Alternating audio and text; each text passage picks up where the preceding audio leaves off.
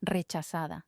Eso fue todo lo que dijo la joven de la farmacia, pero esa palabra resonó en mis oídos como un disparo, como una sentencia final. No lo entendí al principio. ¿Cómo que rechazada? El dinero estaba allí, yo sabía que estaba allí. Era el dinero de toda mi vida, los ahorros que había juntado centavo a centavo, privándome de pequeños gustos, guardando con el sudor de mi frente y el de mi difunto esposo, solo para esto, para no ser una carga para nadie en mi vejez, para tener la dignidad de pagar mis propias medicinas hasta el final de mis días. Lo intenté de nuevo.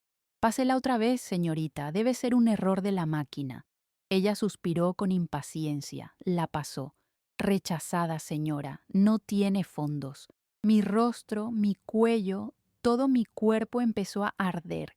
Había una pequeña fila detrás de mí y podía sentir sus miradas clavadas en mi nuca, esa curiosidad impaciente de la gente que no tiene nada que ver con tu dolor. Murmuré una disculpa, con la voz temblando, y salí de la farmacia sin mis pastillas para la presión.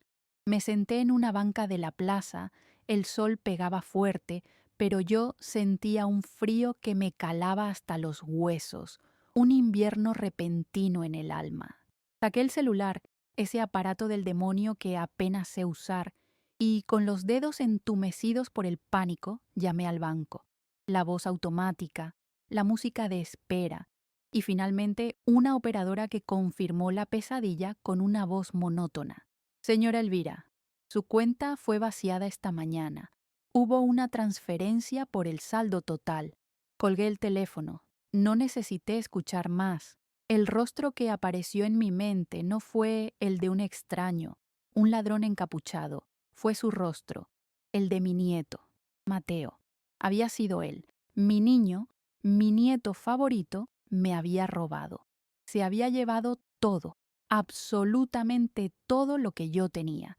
El shock fue tan profundo que el aire no me llegaba a los pulmones. Era como si el suelo bajo mis pies se hubiera abierto y yo estuviera cayendo en un pozo oscuro y helado. Y la humillación de la farmacia era solo el comienzo. El verdadero dolor era la traición, un puñal de hielo clavado en mi pecho, sostenido por la mano que yo misma ayudé a criar, la mano que tantas veces acarició mi rostro. Aún podía escuchar su voz, apenas unas horas antes, en la sala de mi casa. Abue, déjame ver tu teléfono un momento. Quiero instalarte una actualización de seguridad en la aplicación del banco. Es peligroso tener eso así. Tú no entiendes de estas cosas y te pueden estafar. Su voz era suave, sonaba tan preocupado, o al menos yo creí que era preocupación. Ahora, sentada en esa banca, la palabra preocupación sonaba como el peor de los insultos. Era codicia, era frialdad pura. Me sentí tan estúpida, tan avergonzada de mi propia ignorancia, de mi confianza ciega. Yo, que siempre me he enorgullecido de ser una mujer de palabra, una mujer honesta que enseñó a sus hijos y nietos el valor del trabajo y el respeto, y ahora era esto, una vieja engañada como una niña. ¿Y por quién? Por él, Mateo, el nieto que más mimaba, al que le preparaba su comida favorita los domingos, ese estofado que decía que nadie hacía como yo. El dinero. Ay, el dinero. Era el sudor de 40 años de trabajo. Eran las manos de mi esposo, que ya no está, pasándome el sobre cada quincena y diciendo, guarda esto, Elvira, para nuestro futuro. Eran mis pies hinchados de tanto estar parada.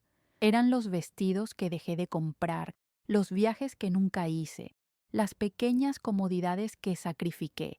Era mi seguridad, era mi independencia. Él no robó solo números en una cuenta, robó mi pasado entero y la tranquilidad de mi futuro. Me robó la paz.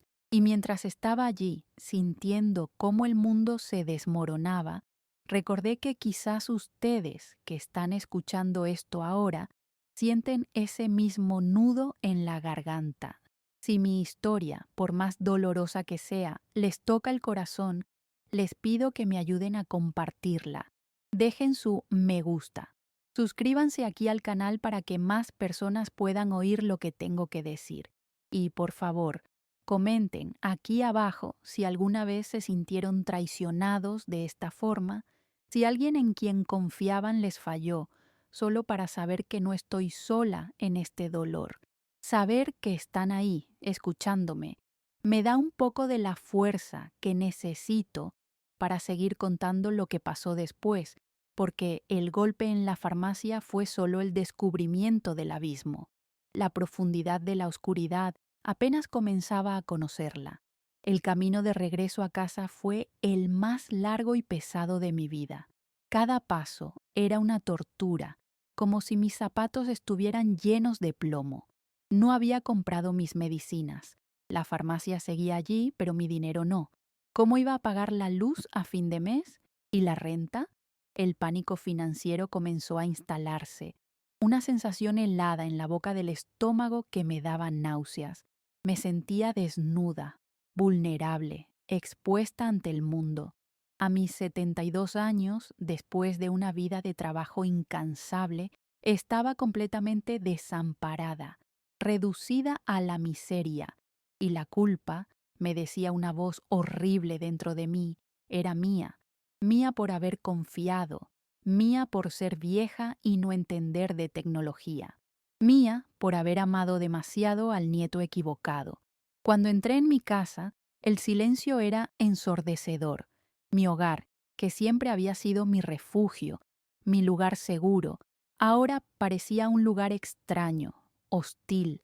Mis ojos se posaron en la mesita de centro. Allí estaba la taza de té que yo había estado tomando, la misma taza que sostuve con manos temblorosas mientras él, sentado a mi lado en el sofá, manipulaba mi teléfono. Podía verlo, su rostro concentrado, sus dedos moviéndose rápido sobre la pantalla que para mí era un misterio indescifrable. Yo, confiada, bebiendo mi té, mientras él, con una frialdad que ahora me hiela la sangre, firmaba mi sentencia, me despojaba de todo. Miré la fotografía de él sobre el aparador, sonriendo, abrazado a mí en la última Navidad. Sentí un impulso violento de tomar el portarretrato y estrellarlo contra la pared, hacer añicos esa sonrisa falsa, esa mentira. Pero no tenía fuerzas. Mis piernas cedieron y simplemente me dejé caer en mi viejo sillón, el mismo sillón donde él se sentó para ayudarme, y solo entonces me permití llorar. Lloré por la Elvira que fui ayer, una mujer orgullosa e independiente, y lloré por la Elvira que era hoy, una vieja tonta, estafada, sin un centavo. La humillación era tan profunda que me asfixiaba. No podía pensar con claridad. No podía pensar en justicia, ni en la policía, ni en qué hacer. Solo podía pensar en la vergüenza. ¿Cómo iba a contarle esto a mi hija, a su madre? ¿Cómo iba a admitir que su hijo adorado, el niño de oro de la familia, era un ladrón de la peor calaña? ¿Cómo le decía yo que el hombre que ella crió me había dejado en la ruina? En ese momento solo quería desaparecer, que la tierra me tragara. Habría preferido 1000 veces ser asaltada en la calle por un desconocido. El dolor habría sido físico, el susto pasaría, el dinero se habría ido igual, pero no me habrían arrancado el alma. Pero este dolor, este venía de mis propias entrañas, de mi sangre, y no sabía si alguna vez podría sanar. Era la certeza espantosa de haber sido descartada, considerada basura, por mi propia estirpe. Recordé mi vieja libreta de ahorros, la de papel, la que guardaba en el fondo del cajón de la ropa interior, aunque el dinero ya estuviera en el banco digital. Me arrastré hasta mi habitación, abrí el cajón, mis manos temblando tanto que apenas podía sostenerla. Me senté en el borde de la cama y la abrí. Allí estaban las anotaciones, mes a mes, año tras año, mi esfuerzo, mi sacrificio, todo resumido en números que ahora eran fantasmas. Me aferré a esa libreta como si fuera un salvavidas, pero solo servía para recordarme el tamaño de mi pérdida. el dolor de la traición, era infinitamente más grande que el pánico financiero. El dinero, bueno, el dinero uno trabaja, uno junta de nuevo, aunque a mi edad, ¿qué trabajo iba a conseguir? Pero la confianza, una vez que se rompe de esa manera, nunca, nunca se remienda. ¿Cómo pudo? ¿Cómo tuvo el valor de mirarme a los ojos, de llamarme abue, de sonreírme, sabiendo que en ese mismo instante me estaba apuñalando por la espalda? ¿No pensó en mí? ¿No pensó en qué pasaría cuando fuera a la farmacia? Él sabía que yo dependía de ese dinero para mis medicinas, y no le importó. La frialdad absoluta de su acto era lo que me congelaba la espina dorsal. Él no era un muchacho que cometió un error por desesperación. Él era un depredador, y yo, su presa más fácil. Los primeros días fueron una niebla espesa y gris. No salí de casa. No contesté el teléfono. La vergüenza era un manto pesado y húmedo que me cubría de pies a cabeza. Me sentaba horas en el sillón, el mismo sillón de la traición, mirando un punto fijo en la pared. La casa, antes llena de los olores de mis guisos y el sonido de la radio, ahora olía a polvo y a encierro. Cada vez que miraba el teléfono celular sobre la mesa, sentía una ola de repulsión. Era el arma del crimen. Era el símbolo de mi estupidez, de mi ignorancia. ¿Cómo pude ser tan ciega? Me sentía sucia, como si su engaño hubiera dejado una mancha en mi piel que no se podía lavar. Repasaba en mi mente, una y otra vez, la escena en la farmacia. El gesto de la empleada al devolverme la tarjeta. Su mirada, que no era de lástima, sino de fastidio. El suspiro impaciente de la mujer detrás de mí. Y luego, el rostro de Mateo. Su sonrisa fácil, su mano en mi hombro. Tranquila, abue, yo te lo arreglo. Tranquila. Qué ironía. Sentía que nunca más en mi vida iba a estar tranquila. Empecé a sentir miedo, un miedo físico, un nudo en el estómago, miedo de todo, miedo de no tener qué comer la próxima semana, miedo de enfermarme y no tener cómo pagar un médico, miedo de tener que pedirle ayuda a mi hija, de tener que contarle que su hijo adorado me había despojado de todo. Mi hogar se había convertido en mi prisión. Cada objeto me recordaba a él. La taza en la que le serví café esa mañana, el plato del que comió, su risa resonando en la sala. Todo era una mentira, una farsa cruel. Mi vida entera se sentía como una mentira. Había fallado yo en su crianza. Había fallado en ver al monstruo que estaba alimentando con mi amor ciego. La humillación no era solo pública, la de la farmacia. Era interna, profunda. Era la humillación de mirarme al espejo y ver el rostro de una vieja tonta. Al segundo día, el poco dinero que tenía en efectivo en mi monedero, unas cuantas monedas que guardaba para el pan, se acabó.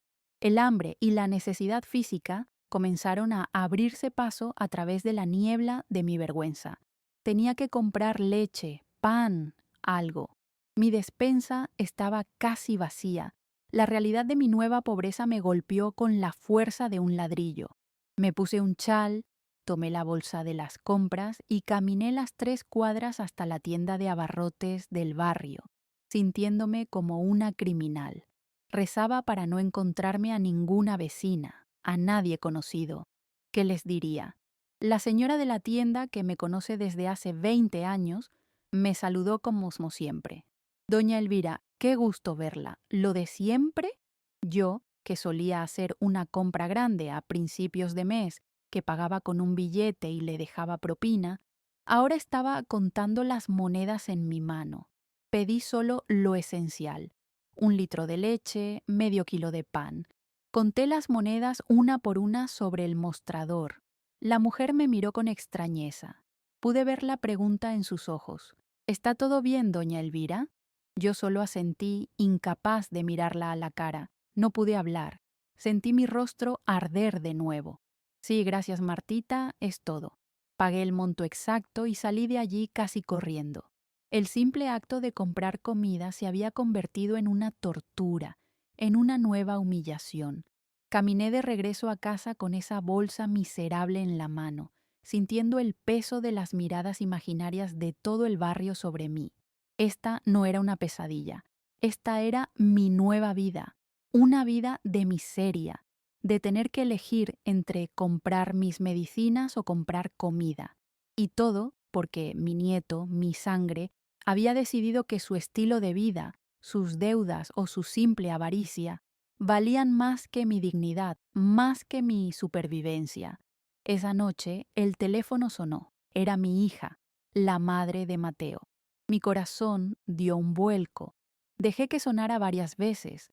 No quería contestar, no estaba lista, pero la insistencia me obligó. Descolgué. Su voz sonaba alegre, despreocupada. Mamá, ¿por qué no contestabas? Estaba preocupada. Oye, qué bueno que Mateo pasó a verte el otro día, ¿verdad? Me dijo que te arregló el teléfono. Ese muchacho es un ángel de verdad, siempre pendiente de ti. Un ángel, un ángel. Sentí que el estómago se me revolvía, la bilis me subió por la garganta. Un ángel me había despojado de todo y su madre lo llamaba ángel. Apreté el auricular con tanta fuerza que mis nudillos se pusieron blancos.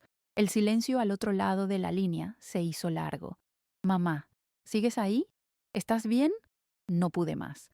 La represa de mi silencio se rompió, pero no con furia, sino con un hilo de voz que apenas era un susurro. Hija, necesito hablar contigo. ¿Puedes venir? El tono de mi voz debió alertarla porque su alegría se desvaneció al instante. ¿Qué pasa, mamá? ¿Te sientes mal? ¿Te caíste? Yo no podía explicarlo por teléfono. El horror era demasiado grande para ponerlo en palabras a través de un cable. No, solo ven, por favor, ahora. Colgué antes de que pudiera decir nada más. Me quedé temblando junto al teléfono. La espera fue una tortura. ¿Qué le iba a decir? ¿Cómo le dice una madre a su hija que su hijo es un ladrón? ¿Cómo se destruye la imagen de su niño de oro, del hijo perfecto? Me sentía culpable por el dolor que estaba a punto de causarle, como si yo fuera la mensajera de la desgracia. Pero la desgracia ya había ocurrido, y la víctima era yo. Cuando sonó el timbre, mi corazón golpeaba mi pecho como un pájaro enjaulado. Abrí la puerta. Ella estaba allí, sonriendo, pero su sonrisa murió en cuanto vio mi rostro. «Mamá, por Dios santo, estás pálida. ¿Qué pasó?» Mi hija entró corriendo y me tomó de los brazos. «¿Qué tienes, mamá? Me asustaste». Yo no podía invitarla a sentarse, no podía ofrecerle un café. Me quedé parada en medio de mi sala, rígida como una estatua de sal. «Él me robó, hija». Las palabras salieron secas, sin emoción, como si fueran de otra persona. Ella me miró confundida. «¿Quién te robó? ¿Entraron a la casa? ¿Te hicieron daño?» «No», dije yo, mirándola fijamente. «Fue Mateo, tu hijo. Entró a mi cuenta del banco y se llevó todo, todo mi dinero. Me dejó sin nada». La reacción de mi hija no fue la que yo esperaba. Yo esperaba shock, sí. Tal vez lágrimas, incredulidad, rabia contra él. Pero lo que vi fue negación, una negación absoluta, feroz y dirigida hacia mí. «Mamá, por el amor de Dios, ¿qué estás diciendo? Eso es imposible. ¿Cómo puedes acusar a Mateo de algo así?» Intenté explicarle, con calma, la tarjeta rechazada en la farmacia, la llamada al banco, la cuenta en ceros, la transferencia hecha exactamente en la hora en que él estuvo aquí. Con cada palabra que yo decía, sentía cómo ella construía un muro de ladrillos entre nosotras. Sacudía la cabeza, sus ojos esquivando los míos. No quería creerlo. Era más fácil, mucho más fácil para ella, pensar que su madre estaba confundida, senil, que aceptar la monstruosidad que había criado. No me abrazó, no me ofreció consuelo, no me dijo, «Vamos a arreglar esto». Me atacó, me interrogó. «Pero mamá, ¿te estás segura? Tú no entiendes bien esas cosas del banco. Quizás viste mal el saldo, a lo mejor se te olvidó alguna cuenta grande que pagaste. ¿No te acordarías? Cada palabra suya era una nueva bofetada. Yo no me olvidé. Yo no vi mal. Estaba siendo llamada mentirosa, caduca, por mi propia hija. Mi dolor, mi ruina, mi humillación, todo estaba siendo invalidado para proteger al culpable. Y entonces, en medio de su desesperación por defenderlo, dijo la frase que cambió todo, la frase que secó mis lágrimas para siempre y encendió una llama fría en las cenizas de mi corazón. Mamá, ya, por favor, no digas esas cosas tan horribles. Mateo no haría eso. Él te adora, te adora. Él me adora. La mentira obscena de esas dos palabras retumbó en la sala silenciosa. ¿Me adora? Por eso me dejó sin dinero para mis medicinas. Por eso me robó los ahorros de toda una vida de sacrificios. Por eso me condenó a la miseria a mis 72 años. El dolor de la traición de mi nieto era un abismo, pero el dolor de ser traicionada y dudada por mi propia hija, ese fue el golpe final. Fue en ese preciso instante, mirándola a los ojos mientras ella defendía lo indefendible, que lo supe.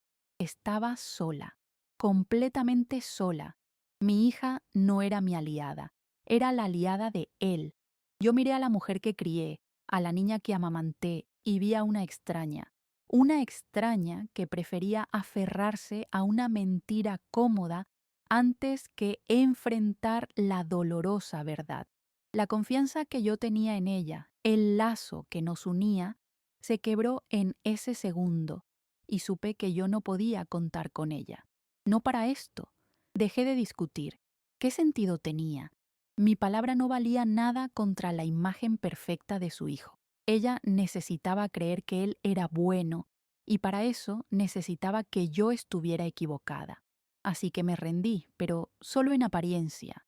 Asentí lentamente un movimiento casi imperceptible de mi cabeza. Tienes razón, hija. Tienes razón. Tal vez me confundí. Debo estar vieja. Discúlpame por haberte asustado. Mentí. Mentí con una frialdad que me sorprendió a mí misma. Mentí para que se fuera. Mentí para que me dejara sola con mi dolor y ahora con mi nueva y helada rabia. Ella suspiró, visiblemente aliviada. El alivio inundó su rostro. Estaba feliz de no tener que lidiar con el problema, feliz de poder seguir viviendo en su mundo de fantasía donde su hijo era un ángel. Me dio unas palmaditas en el brazo, condescendientes. ¡Ay, mamita! ¡Qué susto me diste! Ya ves, todo tiene una explicación. Voy a hablar con Mateito, de todas formas, solo para aclarar las cosas, para que él revise bien qué pudo haber pasado. Seguro fue un error del banco. Yo sabía que no iba a aclarar nada. Iba a advertirle. Iba a decirle que la abuela estaba confusa, que estaba diciendo cosas raras, y él se reiría. Se reiría de mi ingenuidad, de mi vejez, de lo fácil que había sido. La acompañé a la puerta. Cuídate, mamá. Y descansa. Cuando cerré la puerta, la casa estaba más fría que nunca, pero yo ya no sentía el frío del pánico. Lo que sentía era un hielo distinto, un hielo que venía de la certeza absoluta de lo que tenía que hacer. La humillación de ser robada era una cosa. La humillación de ser llamada mentirosa y senil por mi propia familia, eso era otra cosa muy distinta. Eso no lo iba a permitir. Mi silencio, a partir de ese momento, ya no era el silencio de la víctima avergonzada. Era el silencio de la cazadora. Me senté de nuevo en mi sillón, pero ya no era la misma mujer que se había sentado allí 2 horas antes. La Elvira temblorosa, la víctima asustada, se había ido. Cuando mi hija salió por esa puerta, aliviada de poder seguir creyendo en su mentira, algo dentro de mí hizo clic, se secó. El llanto se secó por completo. El pánico desapareció. La humillación ardiente de la farmacia, la vergüenza de mi estupidez, todo eso fue reemplazado por un frío glacial, una calma gélida, lúcida, que nunca antes había sentido. Comprendí con una claridad absoluta que mi hija no había venido a consolarme, había venido a silenciarme, había venido a asegurarse de que el escándalo no manchara a su hijo perfecto. Mi palabra, mi dolor, mi vida entera de sacrificios no valía nada comparado con la comodidad de su negación. Esa fue la segunda traición, y extrañamente esa fue la que me dio la fuerza. La traición de Mateo me había roto, la traición de mi hija me había forjado en acero. Si estaba sola, entonces estaba libre, libre de sus expectativas, libre de su juicio, libre de la necesidad de proteger sus sentimientos. Ya no tenía nada que perder. Y una mujer que ya no tiene nada que perder no es una víctima, es una fuerza de la naturaleza. Miré la foto de Mateo en el aparador, esa sonrisa arrogante, y por primera vez no sentí dolor, sentí lástima por él, porque él no tenía idea de lo que acababa de despertar. Mi silencio cambió. Ya no era el silencio del miedo o la vergüenza, se convirtió en un silencio estratégico, un silencio de observación. Me encerré, sí, pero no para llorar. Me encerré para pensar. Ellos, mi hija y mi nieto, interpretarían este silencio como mi derrota. Pensarían que la vieja finalmente había aceptado su confusión, que estaba demasiado débil para luchar. Dejaría que lo pensaran. Dejaría que Mateo se sintiera seguro, intocable, protegido por el muro de negación de su madre. La arrogancia era su debilidad, y yo iba a usarla en su contra. Tomé una decisión interna, una promesa solemne que me hice a mí misma en la penumbra de mi sala. Yo no iba a ser más la víctima. No permitiría que la historia terminara así. No dejaría que mi legado fuera el de la pobre abuela Elvira, a la que engañaron y dejaron en la ruina. No, señor. Mi historia tendría un final diferente, un final donde la dignidad se restaura, y no lo haría con gritos, ni con peleas, ni con súplicas, lo haría con inteligencia, lo haría con paciencia, lo haría con la metodología que ellos, en su juventud arrogante, habían subestimado por completo. Mi nieto era rápido con la tecnología, pero yo era sabia con el tiempo. Él sabía mover dinero de una cuenta a otra, pero yo sabía cómo funciona el alma humana, cómo funciona la culpa, cómo funciona la verdad. Me levanté del sillón, sentí mis piernas firmes por primera vez en días. Fui a la cocina, no a llorar sobre la mesa, sino a prepararme una taza de té. La misma cocina donde Lucía, mi otra nieta, había estado parada. La misma cocina donde yo había confiado ciegamente. Sostuve la tetera, el agua hirviendo. Miré mis manos, arrugadas sí, manchadas por la edad sí, pero no eran las manos de una mujer inútil. Eran las manos que habían criado a 2 generaciones, manos que sabían de paciencia, de esperar el momento exacto para que la masa leude, para que el guiso tome sabor. Y ahora, estas manos iban a preparar la justicia. Sostuve la taza de té, la misma que temblaba en mis manos el día de la farmacia. Pero esta vez la taza estaba firme, absolutamente firme. El vapor me calentó el rostro, pero no derritió el hielo de mi determinación. Bebí un sorbo. El calor bajó por mi garganta, pero no tocó el frío de mi propósito. Dejé de pensar en el dinero perdido. El dinero era secundario. Esto ya no se trataba del dinero, se trataba de la verdad, se trataba de mi honor, se trataba de asegurarme de que la humillación cambiara de dueño, y yo sabía exactamente por dónde empezar. El público, ustedes que me escuchan, deben estar sintiendo que algo está a punto de cambiar. Y así fue. Esa noche no dormí, pero no por angustia. No di vueltas en la cama, me quedé quieta, con los ojos abiertos en la oscuridad, repasando cada detalle. La sonrisa de Mateo, la frase exacta que usó, actualización de seguridad. La mirada nerviosa de mi hija cuando le mencioné la palabra robo, el nombre que él había mencionado semanas antes, ese supuesto socio para el que necesitaba dinero. Mi mente, que ellos creían nublada por la vejez, estaba trabajando como una máquina precisa. Recordaba cada detalle, cada mirada, cada silencio. Ellos habían subestimado mi memoria, habían subestimado mi inteligencia y, sobre todo, habían subestimado mi capacidad de recuperación. El plan comenzó a tomar forma, no como un acto de venganza impulsivo, sino como una partida de ajedrez. Yo era la reina, aparentemente vulnerable, pero la pieza más poderosa del tablero. Y ellos solo eran peones arrogantes. Mi silencio era mi escudo, y mi supuesta fragilidad sería mi mejor arma. No sabían lo que se les venía encima. No tenían ni la menor idea. El primer paso de mi plan era salir de mi prisión autoimpuesta. Yo necesitaba pruebas concretas, algo que la negación de mi hija no pudiera derribar. La palabra de una vieja confusa no valía nada, como ella misma me había demostrado. Pero hechos, papeles firmados, números en una hoja con membrete. Eso no podían ignorarlo, por más que lo intentaran. Me puse mi mejor abrigo, ese que guardaba para ocasiones especiales. Me peiné, me recogí el pelo en un moño firme. Me puse un poco de color en los labios, algo que no hacía desde hacía días. Cuando me miré en el espejo, la mujer que me devolvió la mirada no era una víctima. Era una mujer en una misión.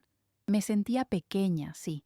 Me sentía avergonzada por tener que admitirle al gerente del banco, un hombre que me conocía desde hacía 30 años, que mi propio nieto me había robado. La perspectiva era humillante, pero mientras caminaba hacia el banco, cada paso en la acera era un paso para recuperar mi dignidad. No iba a entrar allí lloriqueando, iba a entrar allí como una clienta que exigía respuestas. Cuando me senté frente al señor Carlos, el gerente, mi voz no tembló. Buenos días, señor Carlos. Usted sabe que soy clienta de este banco desde hace más de 30 años y nunca he fallado un pago. Hace 3 días mi cuenta fue vaciada. Sufrí un fraude. Usé la palabra fraude, no robo. Fraude suena más técnico, más serio, menos emocional. Él me miró con esa lástima que he llegado a detestar. Doña Elvira, qué desastre. ¿Está usted segura? No fue usted quien hizo la transferencia, ¿sabe? Con estas aplicaciones nuevas, la misma pregunta.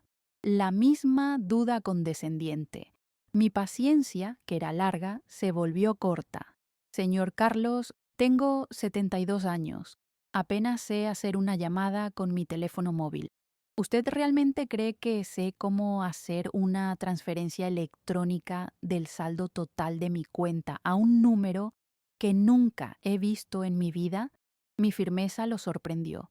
La lástima desapareció y fue reemplazada por profesionalismo. Claro, doña Elvira, le pido disculpas. Vamos a verificarlo inmediatamente. Él tardó. Hizo preguntas sobre quién tenía acceso a mi teléfono. No mencioné el nombre de Mateo. Todavía no. Solo dije que estaba investigando. Finalmente imprimió el papel. Cuando lo puso sobre mi mesa, mis manos temblaban un poco, pero no de miedo, de rabia. Estaba allí, blanco sobre negro.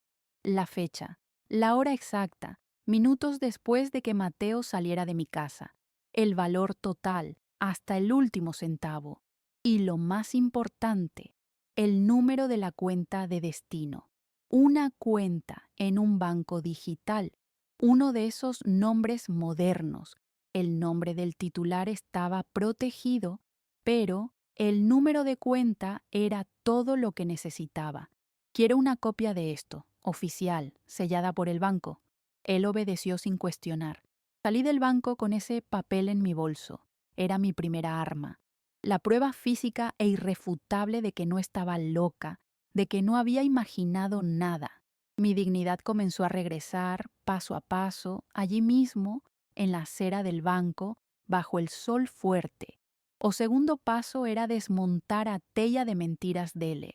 Eu sabia que Mateo não tinha roubado por impulso. Ele tinha um plano.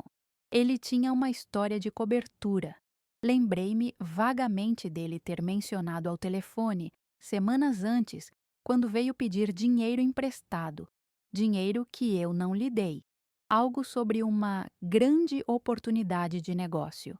Ele era um especialista em grandes oportunidades, que invariavelmente terminavam em fracasso e dívidas. Ele tinha mencionado um sócio e ele tinha dito um nome que a minha memória, que eles julgavam falha e senil, tinha guardado como um cofre. Ramírez. Ele tinha dito um tal senhor Ramírez. Era um nome comum, desesperadamente comum. Mas eu tinha de tentar. O meu neto era esperto para a tecnologia, pero também era perezoso e arrogante. Eu provavelmente usou o nome de alguém que realmente conhecia, ou alguém com quem tinha uma deuda, pensando que sua abuela vieja e tonta nunca lo verificaría, nunca ataría cabos. Tomé mi vieja guía telefónica de papel. Sí, todavía usaba una. No confiaba en los contactos del teléfono móvil. Busqué Ramírez. Había decenas, pero entonces recordé otro detalle. Había hablado de un tipo que tenía un taller mecánico. Encontré. Taller Ramírez e hijos. Mi corazón comenzó a latir más rápido. ¿Qué iba a decir? No podía acusar. Tenía que ser astuta. Tenía que usar mi voz de abuela inofensiva. Marqué el número. Mi mano estaba firme en el auricular. Un hombre atendió, la voz gruesa, con sonido de motores de fondo. Taller Ramírez, buenos días. Respiré hondo. Mi voz salió dulce, trémula, exactamente como quería. Buenos días, mi señor. Mi nombre es Elvira. Busco al señor Ramírez. Soy yo mismo. ¿En qué puedo ayudarla, señora? Forcé un tono de confusión adorable. ¡Ah, qué bueno! Muchas gracias por atenderme. Sabe, es que soy la abuela de Mateo, mi nieto. Me habló tanto de usted, del gran negocio que iban a hacer juntos. Quería solo confirmar. Sabe cómo somos las abuelas, nos preocupamos. Hubo un silencio al otro lado de la línea, un silencio largo y pesado. Disculpe, señora. ¿Abuela de quién? De Mateo, mi nieto. Me dijo que necesitaba un dinero urgente para invertir con usted. Una oportunidad de importación de piezas, creo. El hombre al otro lado soltó una carcajada seca, sin humor. Doña Elvira, con todo el respeto que usted me merece, conozco bien a su nieto. Me debe dinero de una reparación que hizo en el coche hace 6 meses y que nunca me pagó. La única oportunidad de negocio que tenemos es que él finalmente me pague lo que me debe. No invirtió un centavo aquí. Ni siquiera lo veo desde hace semanas. Lo siento mucho, señora, pero creo que su nieto le contó una historia. Se me heló la sangre, pero mi rostro permaneció tranquilo. La segunda prueba. Su mentira estaba expuesta. Ah, hijo mío, qué vergüenza. Debe ser un error mío. Disculpe la molestia, ¿sí? Muchas gracias por su honestidad. Colgué el teléfono. Mi mano estaba perfectamente estable. O terceiro paso era a testemunha. Eu sabia que, mesmo com o extrato bancário e a mentira do sócio exposta, a minha filha ainda tentaria proteger Mateio. Ela diria que ele se enganou, que entrou em pânico, que ia devolver o dinheiro. Ela tentaria minimizar, transformar um crime numa travessura de rapaz.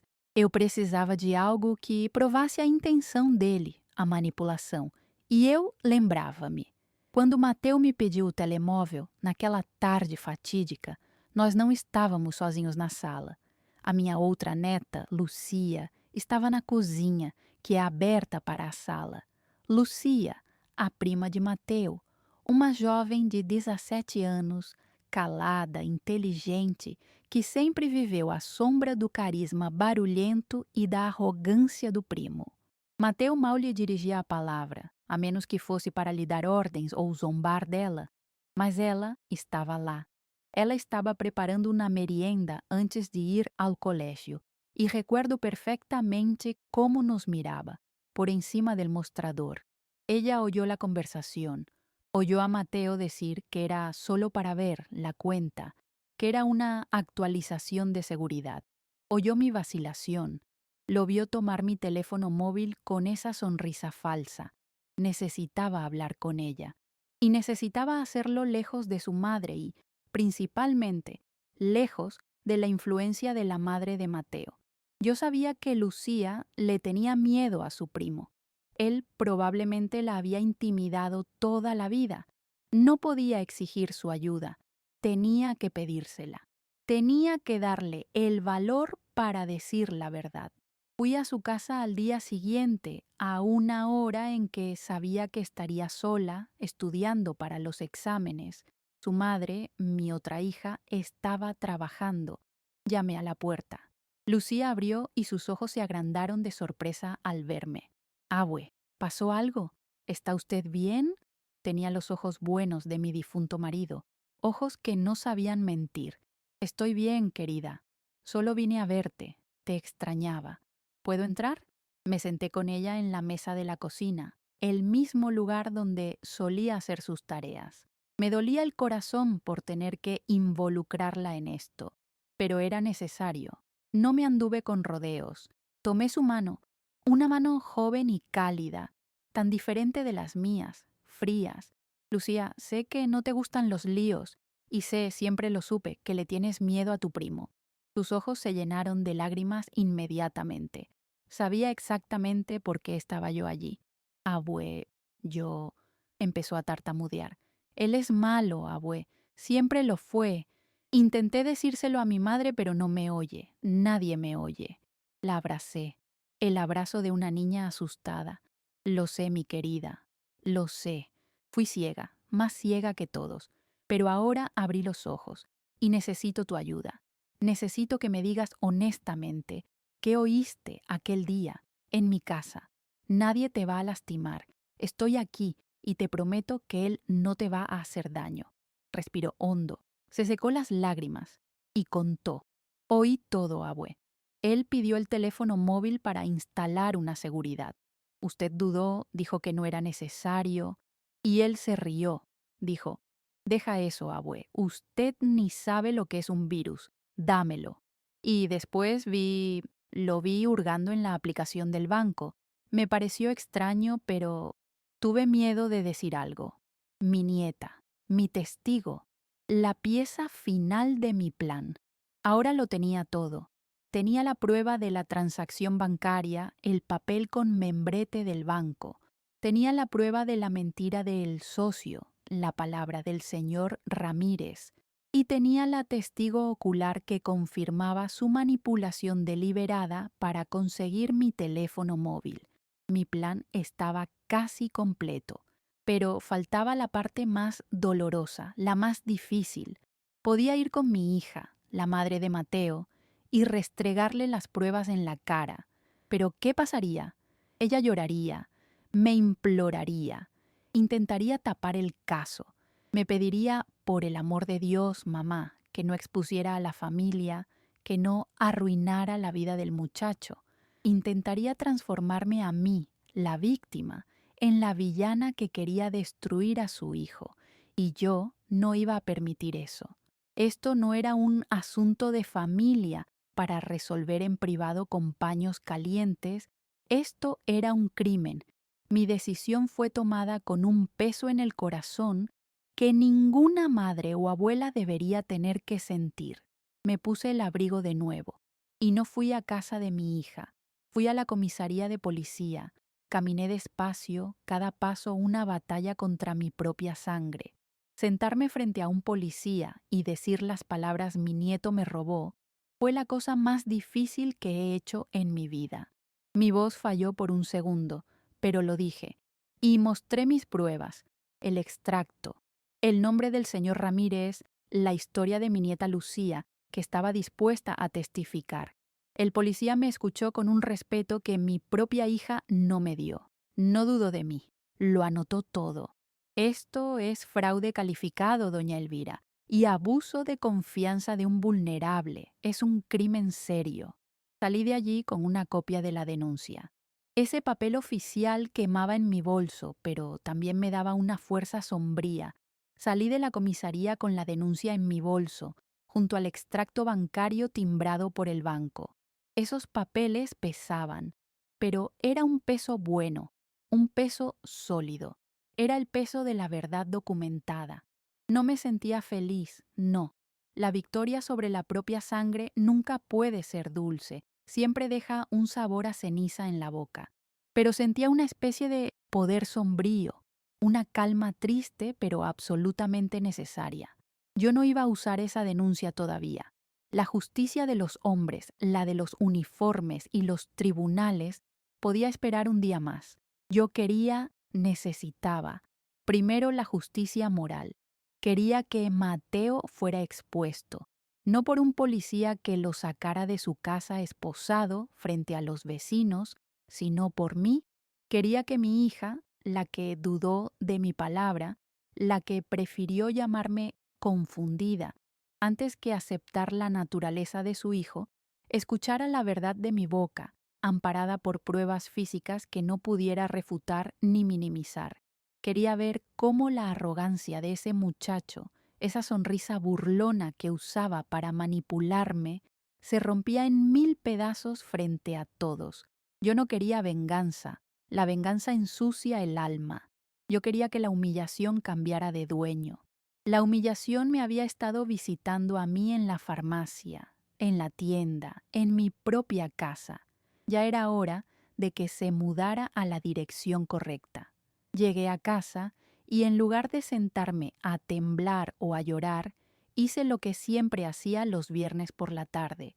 Fui a la cocina, saqué mi viejo cuaderno de recetas y empecé a planear el almuerzo del domingo, la tradición familiar, el estofado de carne que Mateo tanto decía que le gustaba. Sería el escenario perfecto. La ironía era casi poética, dolorosamente poética. Sería desenmascarado en la misma mesa donde yo lo alimenté toda su vida, donde le enseñé valores que él, claramente, había decidido pisotear. El olor de la comida casera, del hogar, sería el telón de fondo de su caída. Tomé el teléfono, el mismo aparato que había sido el arma de mi desgracia y la herramienta de mi investigación. Marqué el número de mi hija, la madre de Mateo. Mi voz, cuando contestó, estaba serena, incluso sonaba un poco frágil, dulce. Hola, hija, ¿cómo estás? Ella titubeó al otro lado de la línea, visiblemente sorprendida. Nuestra última conversación había sido horrible, tensa, llena de acusaciones veladas. Mamá, ¿estás bien? Te noto tranquila. La interrumpí, con una amabilidad que supe la desarmaría por completo. Estoy perfectamente, querida. De hecho, te llamaba por algo bueno. Quiero que toda la familia venga a almorzar el domingo. Como en los viejos tiempos, voy a preparar el estofado que tanto les gusta. Hubo un silencio largo al otro lado. Podía sentir su confusión, su sospecha. El domingo, mamá, ¿estás segura? Quiero decir, después de lo que hablamos. Precisamente por eso, hija, dije, mi voz suave como el terciopelo. He estado pensando mucho y quizás tengas razón, quizás me confundí con eso del dinero. Debo estar vieja, pero de todas formas quiero que hablemos, quiero resolver las cosas, en familia, que no queden rencores. Es muy importante para mí que Mateo venga, para que vea que todo está bien. La insistencia en el nombre de él, combinada con mi aparente sumisión, quizás me confundí. Fue el anzuelo perfecto. Pude escuchar cómo exhalaba un suspiro de profundo alivio. Ella creyó que yo me había rendido. Creyó que la vieja finalmente había entrado en razón, que había aceptado su error y que todo volvería a la normalidad. Claro, mamá, claro que sí. Qué alegría me das. Ahí estaremos, sin falta. Qué bueno que estás mejor, mamita. Sabía que todo tenía una explicación. Estaba mejor, estaba mucho mejor de lo que ella imaginaba.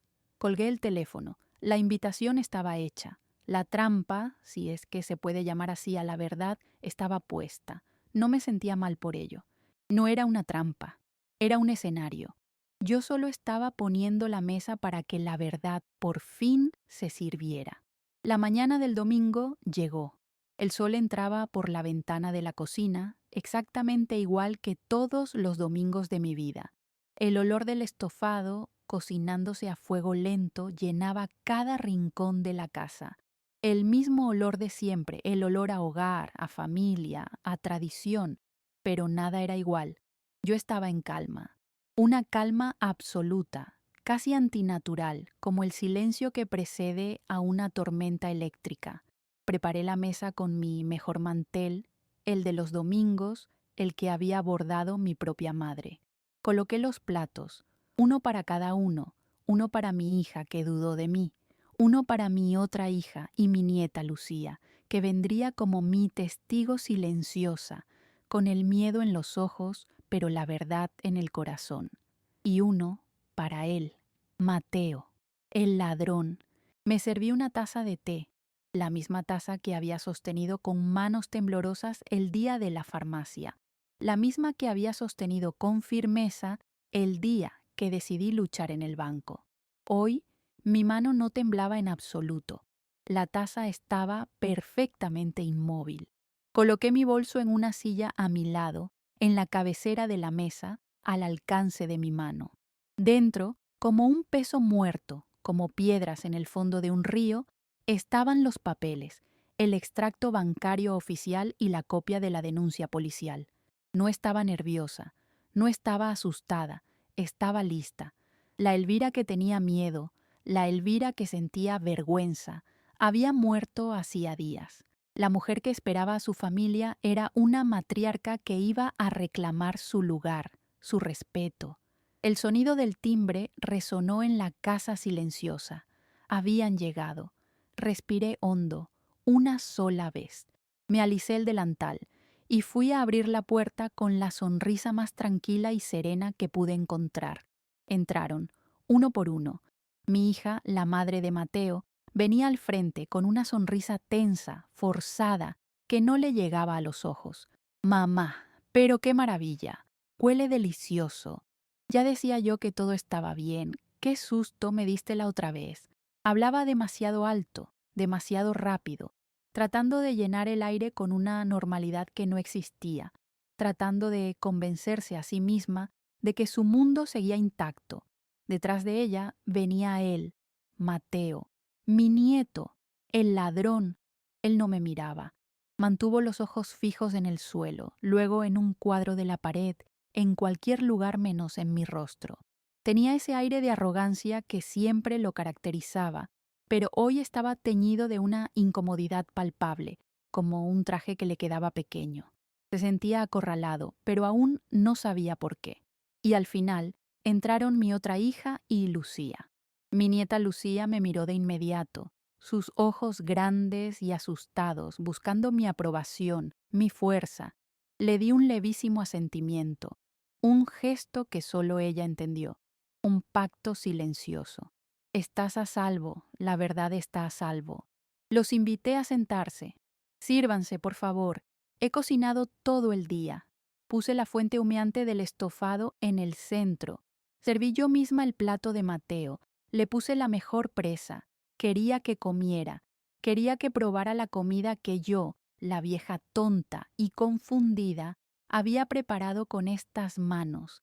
Quería que el sabor de mi hogar, del amor que le di toda su vida, estuviera en su boca en el preciso momento en que su castillo de mentiras se derrumbara. El silencio en la mesa era sepulcral. Solo se oía el tintineo de los cubiertos contra la loza. Era un sonido metálico, frío, que cortaba la tensión.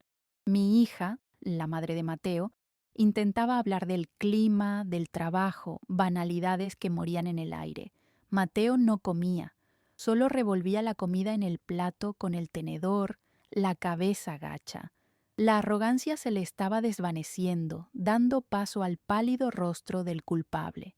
Yo comí lentamente, saboreando mi té. Estaba tranquila. Esperé a que todos tuvieran sus platos servidos. El momento había llegado. Terminé de masticar mi bocado. Lentamente, limpié mis labios con la servilleta de tela. Coloqué los cubiertos juntos, perfectamente alineados sobre el plato. Bebí un sorbo de agua. Y entonces hablé. Mi voz no fue alta. No necesitaba gritar. Salió clara, firme, y resonó en el comedor con la autoridad de un martillo de juez.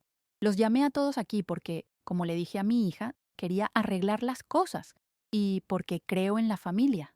Mi hija, la madre de Mateo, sonrió aliviada. Eso, mamá, eso... La interrumpí levantando una mano, un gesto pequeño pero definitivo. Pero también los llamé porque esta es la última comida que compartiremos como la familia que creíamos ser. Todos se congelaron. Los cubiertos se detuvieron a medio camino de la boca. La sonrisa de mi hija se borró. Y los llamé porque la última vez que hablé con mi hija sobre esto, la última vez que le conté mi dolor, mi ruina, ella prefirió dudar de mí. Miré a mi hija directamente a los ojos. Ella palideció. Me llamaste confundida. Insinuaste que estaba senil. Me dijiste que mi nieto me adoraba y que era imposible que él me hiciera daño. La voz se me quebró un segundo, no por tristeza, sino por la rabia contenida de ese recuerdo. Ella intentó recuperar el control, su instinto de proteger a su cría por encima de todo. Mamá, por favor, si vas a empezar con esa historia del dinero otra vez, te pido que paremos. Este no es el momento ni el lugar. Estamos en la mesa. No delante de Lucía, no delante de todos. Hablemos en privado, por favor. Intentó levantarse. Su gesto era el de siempre. Minimizar, controlar la situación, apagar el fuego, esconder la basura debajo de la alfombra. La miré fijamente, y mi calma glacial debió congelarla en el sitio, porque lentamente volvió a bajar la mano y se quedó quieta, aunque su pecho subía y bajaba con furia. No, mi amor, no vamos a hablar en privado. Mi voz era serena, casi maternal, lo que la hizo aún más aterradora, porque la última vez que intenté hablar contigo en privado, me insultaste, me llamaste mentirosa, y no lo voy a permitir de nuevo. Hice una pausa y mi mirada se movió de ella a él. Y no, hija, esto no es un asunto privado. Un asunto privado es una discusión, un malentendido.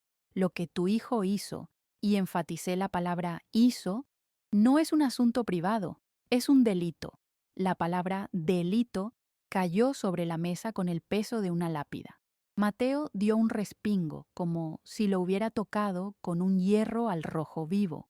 Levantó la cabeza de golpe y por primera vez en días sus ojos se encontraron con los míos. Vi pánico puro. Vi al niño arrogante desaparecer, reemplazado por una rata acorralada. ¡Mamá!, susurró mi hija horrorizada. Cállate, le dije, con calma. Ahora hablo yo. Metí la mano en mi bolso, que descansaba en la silla junto a mí. Saqué el primer papel. Lo desdoblé lentamente. El sonido del papel rasgando el silencio fue brutal. Lo coloqué en el centro de la mesa, justo al lado de la fuente del estofado que él no había tocado. Mateo, tú me dijiste que solo ibas a instalar una actualización de seguridad, ¿verdad?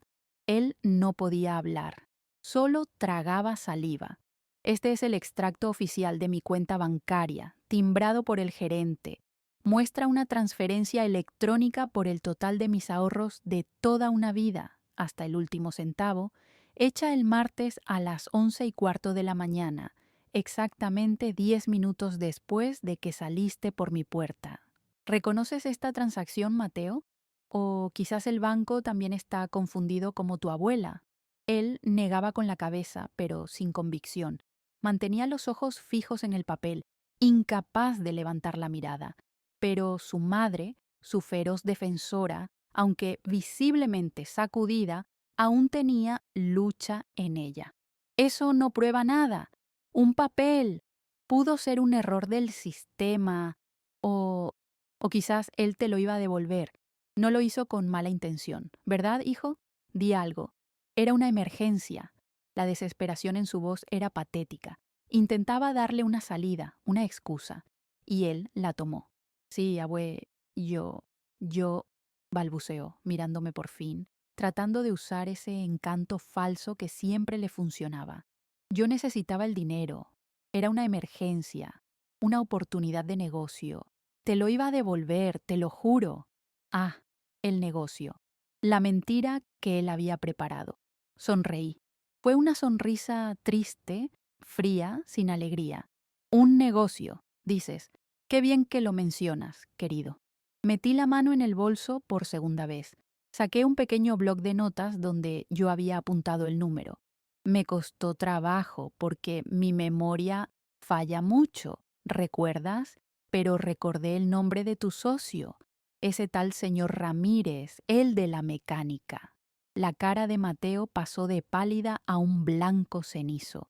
El color desapareció por completo de su rostro. Ahora sabía que no tenía escapatoria.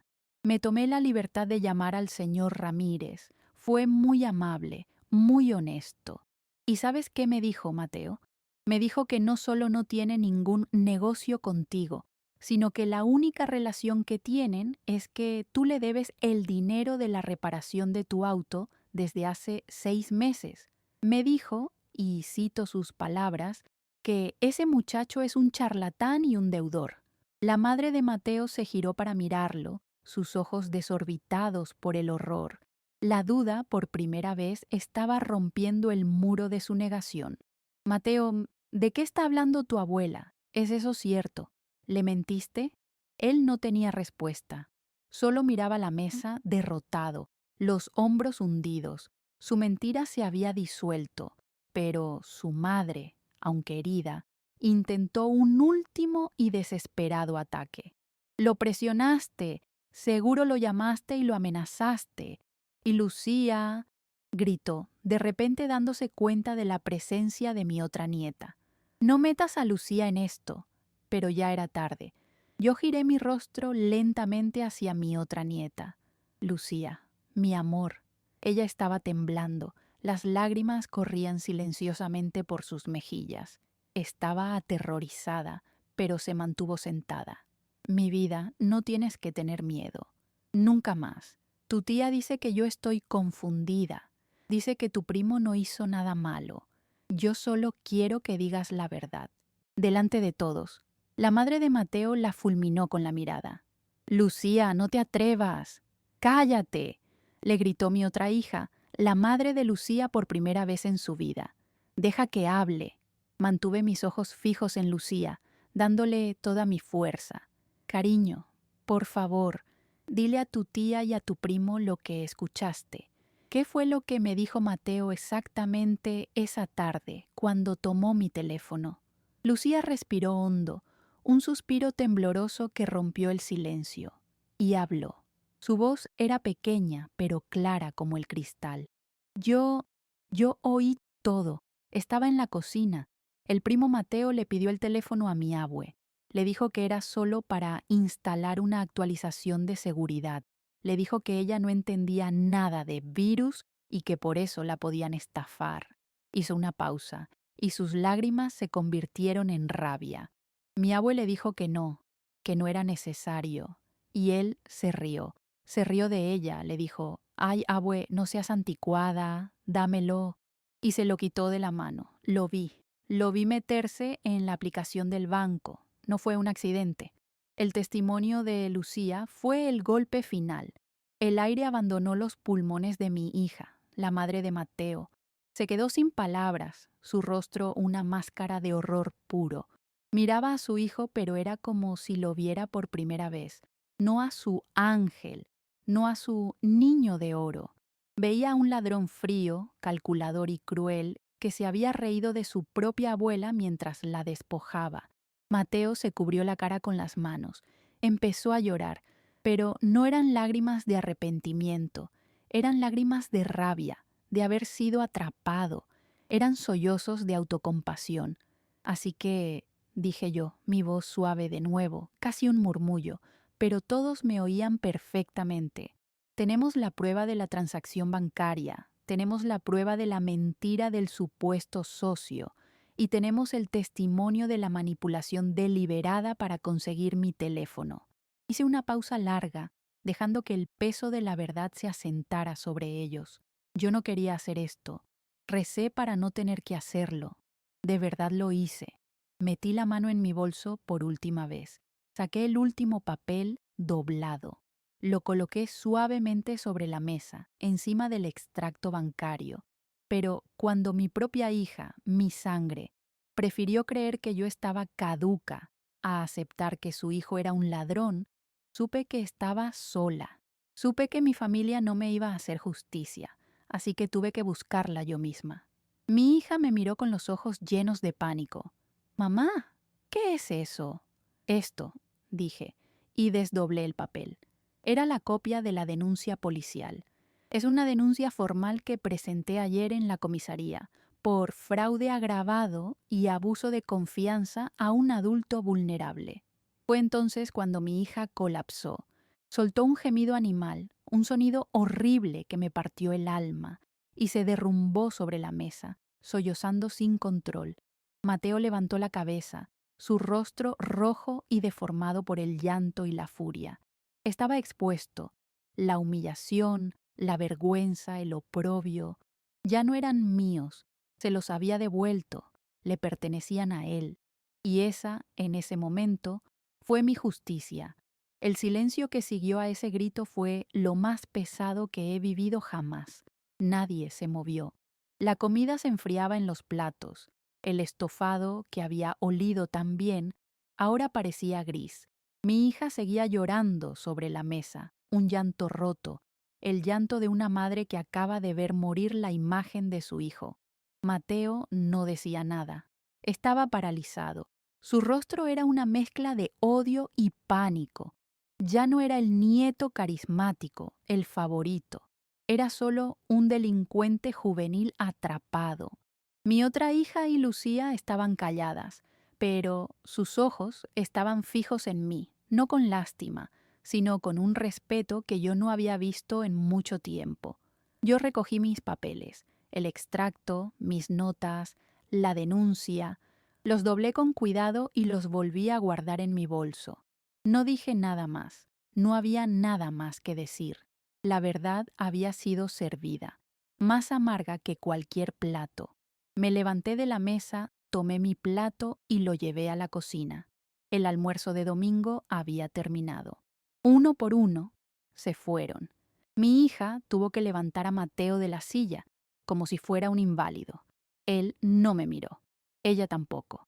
Se fueron en silencio, dejando tras de sí el desastre de una familia rota, y yo, por primera vez en semanas, no sentí vergüenza, no sentí miedo, no sentí rabia, solo sentí alivio, una calma profunda, agotadora. La verdad estaba fuera. Mi nombre estaba limpio. Mi palabra, que había sido puesta en duda, ahora era la única verdad que quedaba en la habitación. Las semanas que siguieron no fueron fáciles. No voy a mentirles. Mateo tuvo que enfrentar las consecuencias legales de la denuncia. Hubo abogados, llamadas, más llantos. La familia se fracturó como era de esperarse. Hubo quienes, por lo bajo, me llamaron dura, cruel, por haber denunciado a mi propio nieto. ¿Cómo pudiste hacerle eso a tu sangre?, me insinuaron. Pero eran los mismos que nunca me ofrecieron un plato de comida cuando estuve sin dinero. Mi hija, la madre de Mateo, rompió relaciones conmigo. Está de luto por el hijo que ella pensaba que tenía, y furiosa conmigo por haberle mostrado al hijo que realmente crió. Es más fácil odiar al mensajero que aceptar el mensaje. Me duele, sí. Me duele el alma haber perdido a mi hija, pero yo no la perdí. Ella eligió su bando, eligió la mentira cómoda sobre la verdad dolorosa. Y yo aprendí, de la forma más amarga, que el amor incondicional no puede, no debe, ser un escudo para la falta de carácter. Amar a alguien no es justificar sus crímenes. Amar a alguien es tener el valor de mostrarle el espejo, aunque la imagen que devuelva sea la de un monstruo. Yo amaba al niño que vi crecer, al bebé que cuidé, pero el hombre en el que se convirtió, ese hombre necesitaba enfrentar la verdad. Y yo, al parecer, era la única con la fuerza suficiente para mostrársela. No lo hice por venganza, lo hice por él, para que su arrogancia tuviera un límite. Y lo hice por mí, para recuperar lo único que me quedaba, mi dignidad. Hoy, mi vida es mucho más simple. El dinero... el dinero. ¿Saben qué? Eso es lo de menos. Con la denuncia y las pruebas, el banco tuvo que investigar y, aunque fue un proceso largo, una parte se pudo recuperar, lo suficiente para vivir. Pero tuve que aprender a vivir con mucho menos. Tuve que vender algunas cosas. Tuve que acostumbrarme a contar las monedas otra vez. Pero, ¿saben una cosa? Duermo en paz. Duermo profundamente por las noches. Camino por mi barrio con la cabeza en alto. Las vecinas, la gente de la tienda, la chica de la farmacia, todos se enteraron de la historia. Al principio me miraban con lástima, pero ahora, cuando paso, me saludan con respeto. Ya no soy la vieja confundida, soy doña Elvira, la mujer a la que no pudieron doblegar. El silencio en mi casa ya no es el silencio de la vergüenza o el miedo, es el silencio de la serenidad. Volví a tomar mi té en el sillón, pero ahora sabe a paz. Volví a cuidar mis plantas, y mi nieta, Lucía, viene a verme todas las tardes. Nuestra conexión se hizo fuerte, inquebrantable. Ella vio la verdad y se quedó a su lado. Ella es una buena niña, con un corazón valiente. A veces la vida te quita todo, te despoja de todo lo que creías seguro, solo para mostrarte lo que realmente importa. Y lo que importa no es lo que tienes en el banco, es lo que tienes en tu columna vertebral, es tu integridad, es el respeto por ti misma. Mi vieja libreta de ahorros sigue en el cajón, casi vacía, pero yo me siento la mujer más rica del mundo, porque recuperé mi honor. La lección que me queda de todo esto, la lección que quiero compartir con ustedes que me han escuchado con tanta paciencia, es esta. Nunca, jamás, subestimen la fuerza de una mujer herida en su dignidad. Nuestro silencio no es debilidad, es el tiempo que nos tomamos para afilar la espada de la verdad.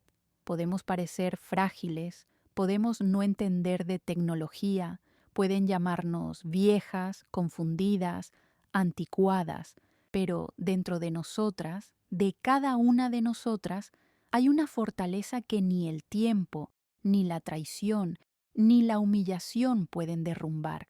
Si alguien te ha herido, te ha humillado, te ha hecho dudar de quién eres, de tu propia mente, no te entregues al dolor, no te ahogues en la vergüenza, respira hondo, encuentra esa calma fría dentro de ti y busca tu justicia, no la venganza, que solo envenena.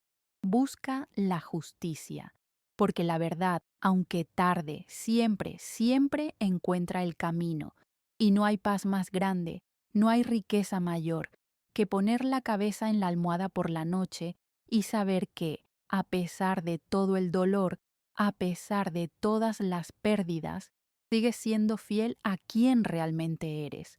Mi dignidad era lo único que yo no estaba dispuesta a negociar, y no la perdí, la recuperé.